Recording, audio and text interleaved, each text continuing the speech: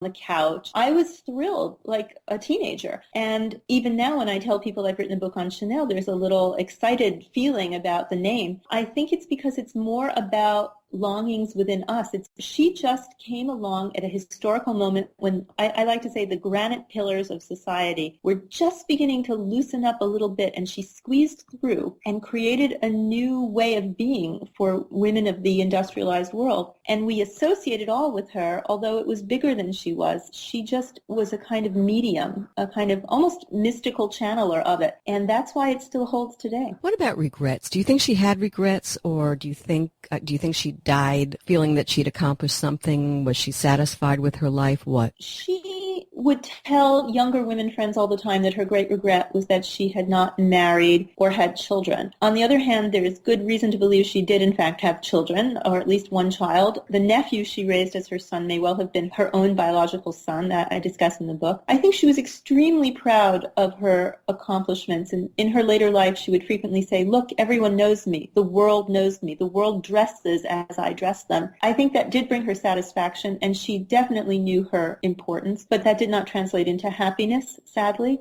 Your editor, after having read an early version of Mademoiselle, said to you, Coco is the hole in the center of her own story. And you agreed. I think you're explaining what you both meant by that revelation. Will explain to us the magic that was Coco Chanel, as well as the enchantment that is so much a part of her legacy. Talk to me about that statement. Fascinating statement. You mean about her being the hole in her own story? Yeah. Yes. Chanel covered her tracks constantly, like a fearful animal might. She asked her correspondents to burn her letters. There is reason to believe that she paid certain people to destroy birth records, the records of her convent years. It's very likely she bribed or paid people to destroy any correspondence. She lied constantly about her early years and indeed about her entire life, and she told constantly changing fictions about what she had been doing. And so to try to reconstruct a biography of Coco Chanel is essentially to run after a missing person, to try to draw a blank, literally, to draw a blank space. And my editor saw that in an early version of the book and asked me to address it, and she couldn't tell me how. She even said, I can't tell you what to do, and what I realized I had to do was make that the story. The biography of Coco Chanel is the biography of how this blank space was constructed, because in the end I realized it is the blank space that Chanel created to allow all of us to insert our own face into. That was the appeal. She entered into a kind of dialogue with all of us, leaving space for our own identity in her iconic persona that was for sale for the whole globe. So at the end of the day, did she measure up to your expectations? Oh, goodness. I think she surpassed all my expectations, which doesn't mean that I like her all that much. You don't? Well, I don't think we would have been good friends, but I truly marvel at her, Halli. I do not know a story of a woman's life that compares to this. I've been speaking with Rhonda K. Garelick, author of Mademoiselle Coco Chanel and the Pulse of History, by way of Random House. The book, fashion icon Diane von Furstenberg listed as her favorite book of 2014. For more information on Rhonda and her work, visit her website at rhondagarelick.com.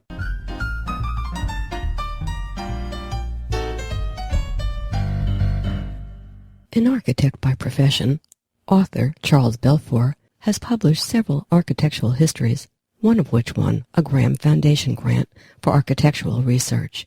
He graduated from the Pratt Institute and Columbia University, and he taught at Pratt as well as at Goucher College in Baltimore, Maryland. His area of specialty is historic preservation.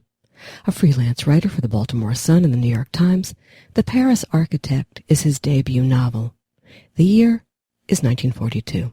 The place? Paris, where gifted architect Lucien Bernard accepts a commission that will bring him a great deal of money, and maybe get him killed. But if he's clever enough, he'll avoid any trouble. All he has to do is design a secret hiding place for a wealthy Jewish man, a space so invisible that even the most determined German officer won't find it.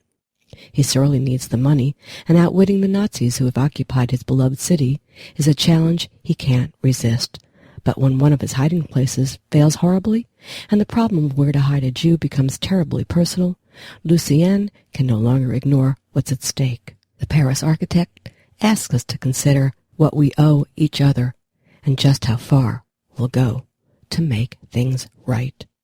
Let's talk. So, Charles, I've got to start with this. What could be more horrible than what happened in World War II? And in world history, not much. And yet we find ourselves desiring to go back to that time. Writing historical novels about the Nazi era has become almost a business. First, as a writer, why the need to go there? Well, it's still a fascinating time. And for me, it was just a time and place where I could set up an interesting plot that revolved around architecture. Okay.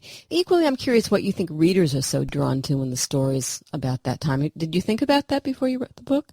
I knew that there's really a large World War II readership. People are still fascinated by that time. There's still movies made about it.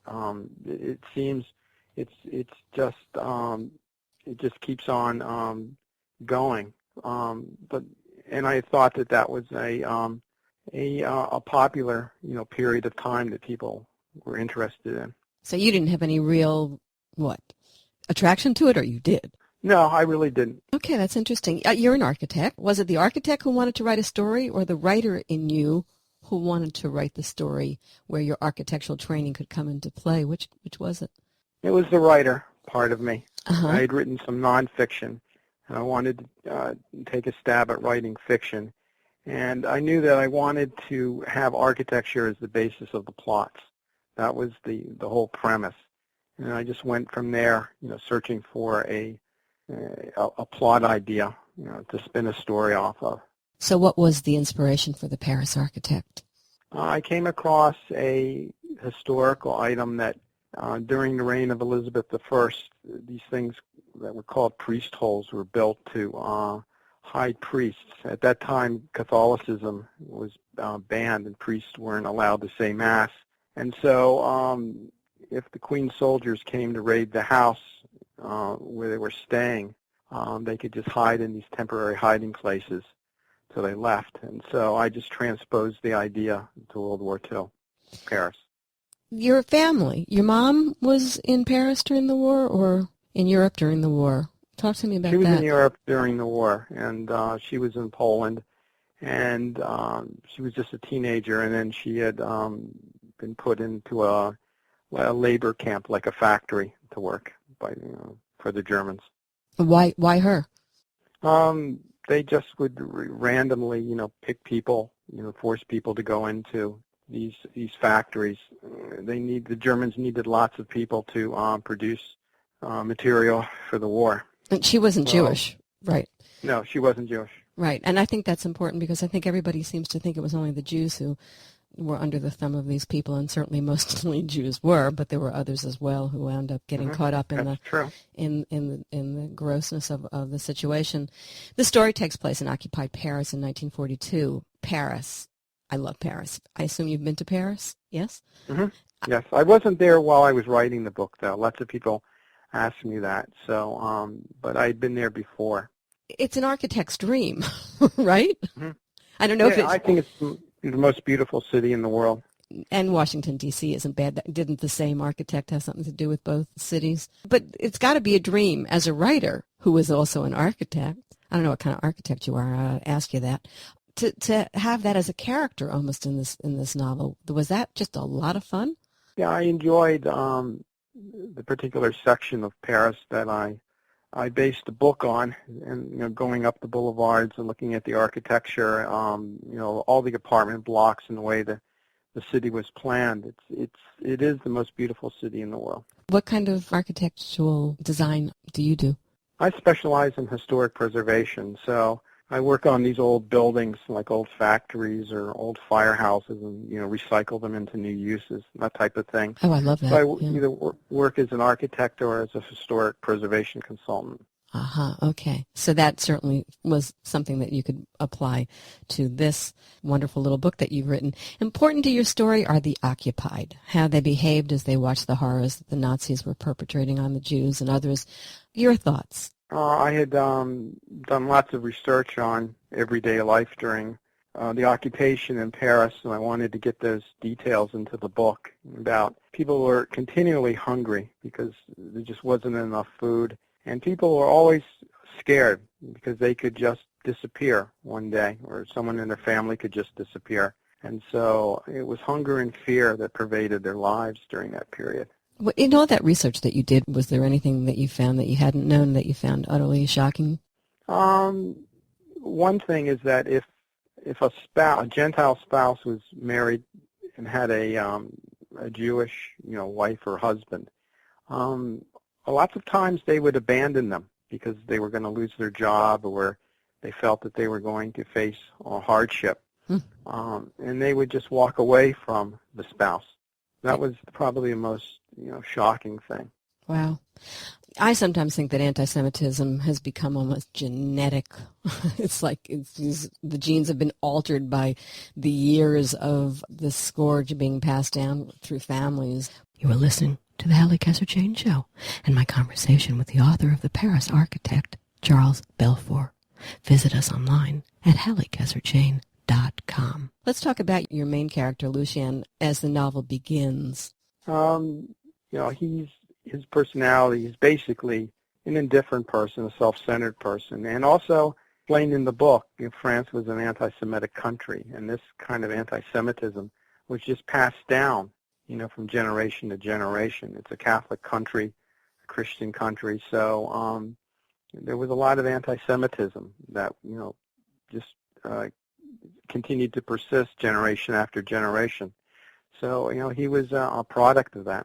Okay, so he was an architect. He's your architect. Talk to me about the main part of the story and him and what happens. Well, during the war there was absolutely no work, and he gets a phone call from a wealthy man, and he goes to this apartment, and he thinks he's going to get a job to remodel the apartment, but then he finds out when the industrialist offers him money to design a hiding place for a Jew. And first he doesn't want to do it because he can die, helping Jews. And then he thinks about it, and then he needs the money because he's offered a lot of money. And also there's the challenge in it, in outwitting the Germans. And so those two factors, persuade him to design his first hiding place for a Jew. Did you like him as a character? In the beginning, I didn't. I wanted him to change and discover sort of a sense of humanity about himself and become a better person throughout by the end of the novel. But, I liked, the architectural side of him that he wanted to design. He wanted to design so bad that he would design for the Germans, design factories for them. He was so hungry to show his talent. And so I could understand that part, and I could understand his love for architecture. So they worked on two levels there. There's silence and there's collaboration. Is one any more excusable than the other? Because that does come up in the book. I'm sorry, what? I said there's silence. One can be just silent and look the other way. And then there's collaboration. And I said, is one more excusable than the other? Yeah, people looked the other way. They didn't want to know what was going on. Collaboration is a completely different thing. Is when you often receive some reward, for helping the enemy. So at least in the French people's eyes, collaboration was the worst thing that you could do. And if you were caught collaborating, what happened? At the end of the war, lots of people either were prosecuted for it or just simply beaten up, by a mob or something, and hounded out of their village or their town. So the collaborationists, paid a price, for their decision. Fear, suspicion, horror, danger, suspense all ignite in The Paris Architect. So I get back to our fascination and joy of reading things about the Nazi era. I wonder sometimes if perhaps guilt for what happened to others doesn't play into some of this interest in this particular period of time, that we want to put ourselves through the same fear and compendium of emotions, maybe to purge and maybe to share. And I wonder if any of those things crossed your mind in creating these characters or in writing this book for you. I had no, sense of guilt when I was writing the book at all. No, not you, the guilt, your characters. I'm sorry. Not you. The characters. Okay. The characters? Yeah, putting them through. I guess in some cases, maybe the old French priest who hid Jewish children, maybe there was some sense of guilt.